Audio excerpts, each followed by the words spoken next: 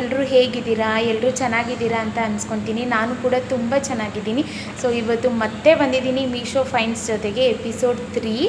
ನಾನು ನಿಮಗೆ ಇವತ್ತು ಒಂದು ಒಳ್ಳೆ ಪ್ರಾಡಕ್ಟ್ನ ರಿವ್ಯೂ ಮಾಡೋಣ ಅಂತ ಬಂದಿದ್ದೀನಿ. ಯೂಶ್ವಲಿ ಮನೇಲಿ ಎಲ್ಲರೂ ನೋಡಿರ್ತೀರ, ಯಾವಾಗಲೂ ಈರುಳ್ಳಿ ಬುಟ್ಟಿ ಇಟ್ಟಿರ್ತೀವಿ, ಪ್ಲಾಸ್ಟಿಕ್ ಆಗಿರ್ಬೋದು ಇಲ್ಲ ಸ್ಟೀಲ್ ಆಗಿರ್ಬೋದು.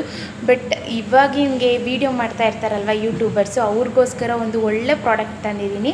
ಸೊ ನೋಡ್ಬೋದು, ಇದೇ ಆ ಪ್ರಾಡಕ್ಟ್ಸ್. ಚಿಕ್ಕದು ಬ್ಯಾಸ್ಕೆಟ್ ತಂದಿದ್ದೀನಿ. ಯೂಟ್ಯೂಬರ್ಸ್ಗೆ ಇದು ಮೇಯ್ನ್ಲಿ ಹೆಲ್ಪ್ ಆಗುತ್ತೆ. ಸೊ ಬನ್ನಿ ಯಾವ ಥರ ಬಂದಿದೆ ಅಂತ ನೋಡೋಣ, ನಿಮಗೂ ಕೂಡ ತೋರಿಸ್ತೀನಿ. ಇದು ಸೆಟ್ ಆಫ್ 3 ಬಂದಿದೆ. ಒಂದು ಚಿಕ್ಕದು, ಇನ್ನೊಂದು ಮೀಡಿಯಮ್ ಸೈಜ್, ಇನ್ನೊಂದು ಸ್ವಲ್ಪ ದೊಡ್ಡದಾಗಿದೆ. ನೋಡ್ಬೋದು ಎಷ್ಟು ಕ್ಯೂಟಾಗಿದೆ ಅಂದರೆ ಅಷ್ಟು ಕ್ಯೂಟಾಗಿದೆ ಅಲ್ವಾ.